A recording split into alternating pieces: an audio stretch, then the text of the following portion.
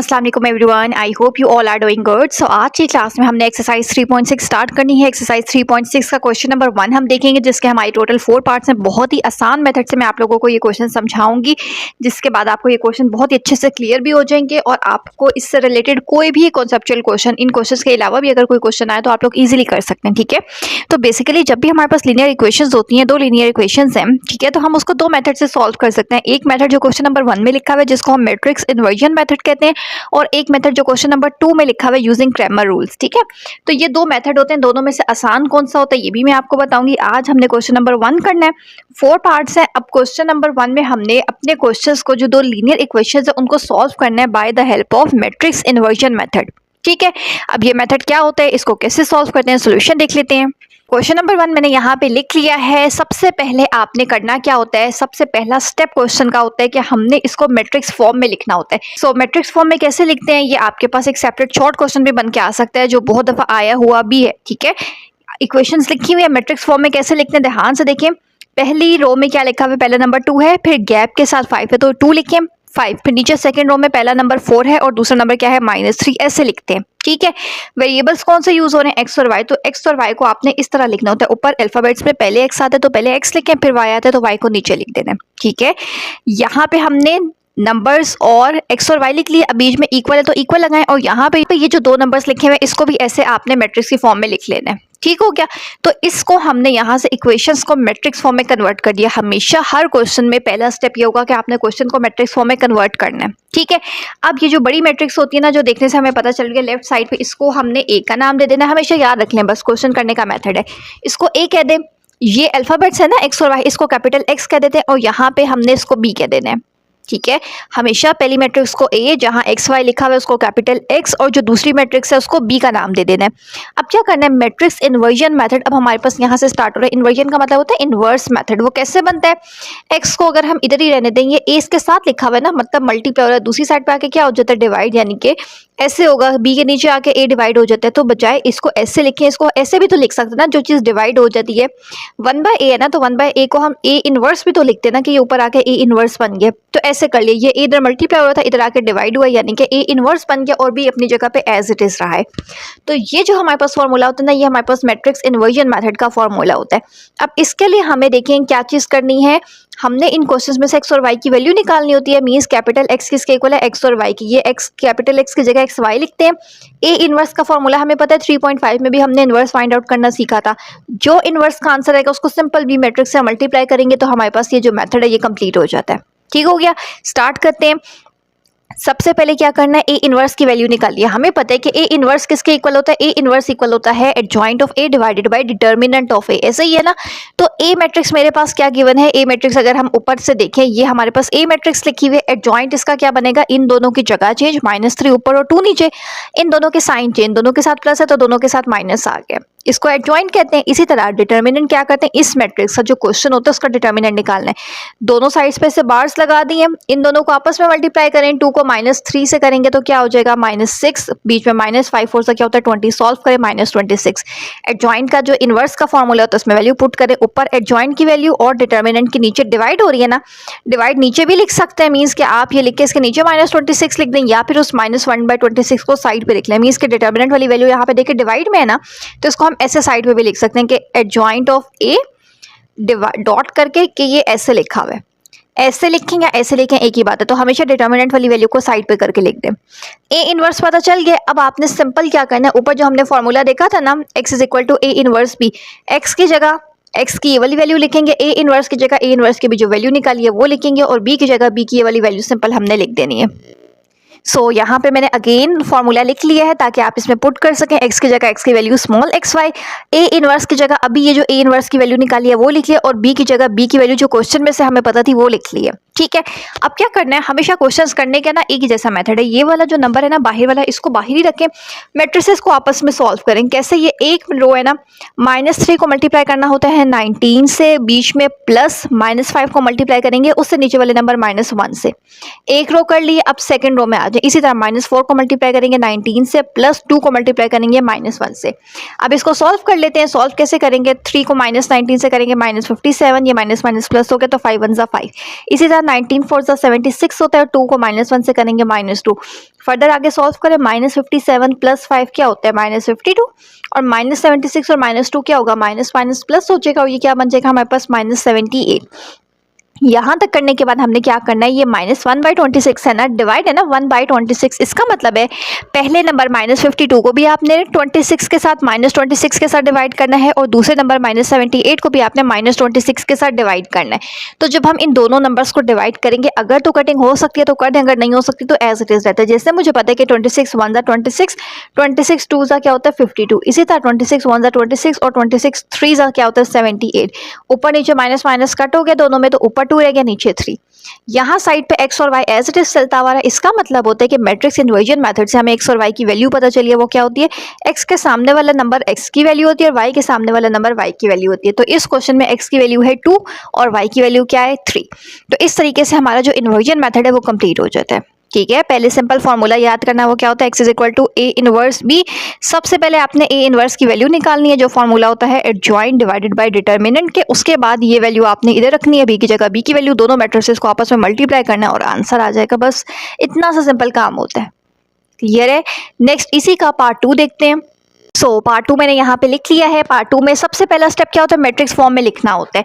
तो सबसे पहला नंबर है 3, फिर 2। इसी तरह नीचे सेकंड रो में आ जाए 5, और अब देखिए y के साथ नंबर तो कुछ भी नहीं लिखा हुआ ना, अगर कुछ भी नहीं लिखा होगा ना तो 1 होगा, और अगर किसी नंबर के साथ भी माइनस का साइन आएगा ना तो वो आपने लाजमी लिखना है। प्लस नहीं लिखते, माइनस आएगा तो वो लिखना है। जैसे y के साथ माइनस है तो इसकी वैल्यू क्या होगी? -1। इसी तरह वेरिएबल्स कौन से? x और y, तो x और y को लिखा है, फिर बीच में इक्वल है तो इक्वल, और एक मैट्रिक्स की फॉर्म में यहाँ पे 7 और 16 लिख दिए। तो ये जो बड़ा वाला मैट्रिक्स होता है इसका नाम होता है a, इसका नाम होता है x और इसका नाम होता है b। मैट्रिक्स इन्वर्जन मेथड करें, अगर क्वेश्चन में ऊपर मेंशन है कि आपने इसी मेथड से करना है तो आपको यही मेथड करना पड़ेगा, अदरवाइज फिर आपके पास चॉइस होती है कि आप क्रैमर रूल कर लें या ये वाला कर लें। ठीक है, दोनों आसान होते हैं। इसी के साथ अब यहाँ पे देखें, a इधर मल्टीप्लाई हो रहा है, दूसरी साइड पे आके a 1 b बन जाएगा, जो हमारे पास मैट्रिक्स इन्वर्जन मेथड का बेसिक फॉर्मूला होता है। अब a हमारे पास क्या है? ये सबसे पहले a को लेके a 1 फाइंड आउट करते हैं। a गिवन है, a 1 का फॉर्मूला है। एडजॉइंट क्या होता है? इन दोनों की जगह चेंज, इन दोनों के साइन चेंज, तो दोनों के साथ माइनस माइनस आ गया। इसी तरह डिटर्मिनेंट क्या होता है? इसी डिटर्मिनेंट को, ये क्वेश्चन है, 3 को -1 से मल्टीप्लाई करें, बीच में -5 को 2 से करें 10, तो ये माइनस माइनस क्या हो जाएगा? प्लस, यानी कि -13। दोनों चीज़ें पता चल गई हैं, डिटर्मिनेंट भी और एडजॉइंट भी। तो एडजॉइंट की जगह ऊपर एडजॉइंट वाली वैल्यू डिटर्मिनेंट की जगह डिवाइड हो रहा है ना, तो ये -1/13 को साइड पे रखना है। ठीक है, डिवाइड है इसलिए 1 लिखे, 1 के नीचे डिवीजन में हमने -13, जो भी नंबर आएगा वो लिखना है। अब क्या करना है? अब फॉर्मूले में वैल्यू पुट करते हैं। फॉर्मूला हमारे पास क्या था? x = a 1 b। x की जगह x की वैल्यू स्मॉल xy, a 1 की जगह ये a 1 की जो वैल्यू भी मैंने निकाल ली है, b की जगह b जो क्वेश्चन में गिवन था। सबसे पहले इन दोनों मैट्रिसेस को आपस में मल्टीप्लाई करना है। कैसे करते हैं? -1 को मल्टीप्लाई करेंगे -7 से, तो -1 7 = -7, बीच में हमेशा क्या होता है? प्लस। लेकिन जब आपने -2 को 16 से मल्टीप्लाई किया तो -32 आ गया, इसलिए वो प्लस माइनस माइनस होकर यहाँ पे 32 बन गया। ठीक है, इसी तरह -5 जब 7 से मल्टीप्लाई होगा तो -35, बीच में +3 जब 16 से मल्टीप्लाई होगा तो 48। साइंस के अकॉर्डिंग इनको सॉल्व करें, ये माइनस माइनस प्लस होके -39, ये माइनस प्लस माइनस होके 13 आ गया। अब क्या करना है? 1/13 है ना माइनस के साथ, तो इसका मतलब है पहले नंबर के साथ भी आपने 13 को डिवाइड करना है, ऐसे -39 को -13 के साथ भी डिवाइड करना है। तो माइनस माइनस कट हो गया और 13 3 ज़ा 39 होता है, 3 रह गया। इसी तरह दूसरा नंबर 13 है, 13 के साथ भी आपने -13 को डिवाइड करना है।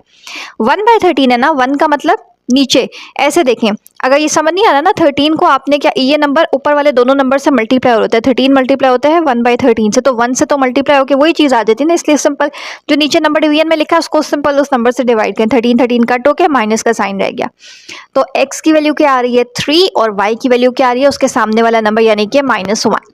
तो यहाँ पे हमारा पार्ट 2 भी कंप्लीट हो जाता है। देख रहे होंगे आप लोग कि कितने आसान से क्वेश्चन है और एक ही मेथड है। अगर आपको एक दफ़ा मेथड समझ आ गया तो आप किसी भी तरह की मैट्रिक्स गिवन हो आप उसको इजीली सॉल्व कर सकते हैं। ठीक है, नेक्स्ट पार्ट 3 देखें।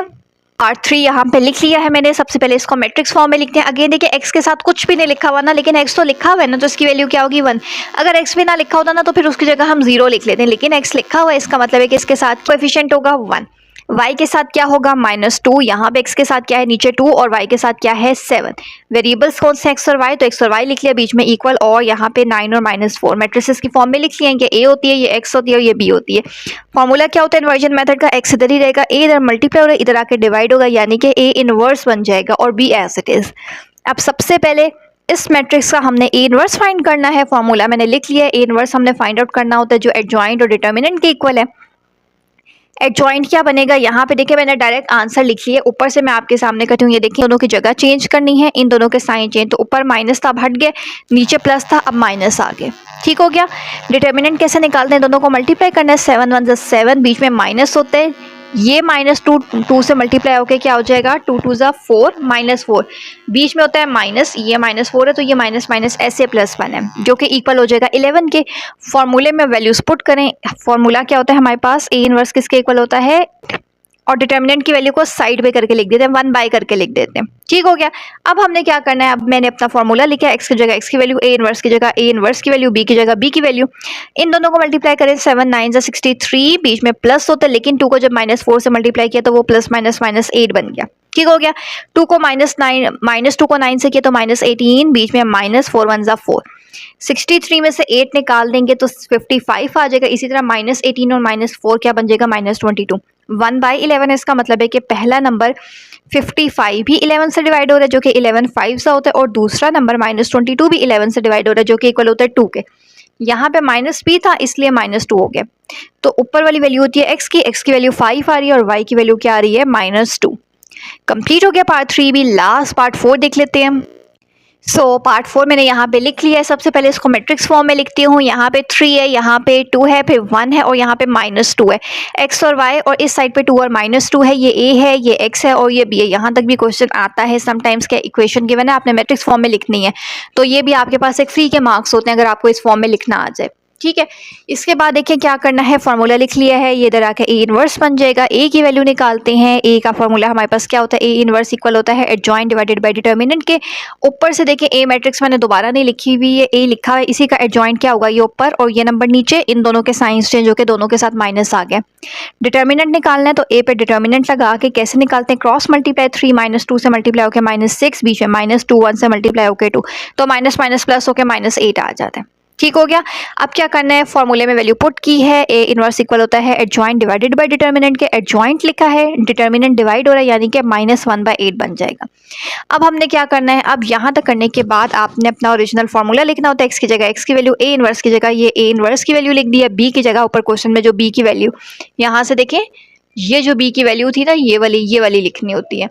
अब यहाँ पे हमने क्या किया है, फॉर्म से पहले मैट्रिसेस को आपस में मल्टीप्लाई करें। -2 2 से मल्टीप्लाई होगा -4, -2 से मल्टीप्लाई होकर क्या हो जाएगा +4, ठीक है। -1 2 से मल्टीप्लाई होकर -2, बीच में -3 -2 से मल्टीप्लाई होकर क्या हो जाएगा -6। साइंस के अकॉर्डिंग सॉल्व कर लें, माइनस प्लस कट होके 0 रह गया, -2 और -6 क्या होता है -8। तो ये जो -1/8 है ये 0 के साथ भी हो रहा है मल्टीप्लाई और -8 के साथ भी, यानी कि 0 डिवाइड होगा -8 के साथ भी और -8 डिवाइड होगा इस नंबर -8 के साथ भी। तो 0 से किसी भी नंबर को डिवाइड करें 0 ही आ जाता है, और यहाँ पे 8 और 8 कट हो गया, माइनस माइनस कट हो गया, क्या रह गया 1। तो ऊपर वाला नंबर जो होता है वो हमारे पास x की वैल्यू है, यानी कि x की वैल्यू क्या आ रही है 0 और y की वैल्यू क्या आ रही है 1, ठीक है। कंप्लीट हो गए क्वेश्चन। यहाँ पे हमने क्वेश्चन नंबर 1 में आज चारों पार्ट्स देखे हैं, चारों क्वेश्चन मैट्रिक्स इन्वर्जन मेथड से सॉल्व करना सीखे हैं। आई होप आपको ये क्वेश्चन अच्छे से क्लियर हो चुके होंगे। इससे नेक्स्ट लेक्चर में हम इसका नेक्स्ट क्वेश्चन नंबर 2 करेंगे, वो भी मैं आपको बहुत ही इजी मेथड से समझाऊंगी। सो चैनल पे न्यू है तो चैनल को लाजमी सब्सक्राइब कर लीजिए ताकि न्यू आने वाली वीडियोस के नोटिफिकेशन आप लोगों को मिलते रहें। So stay connected with us and thanks for watching.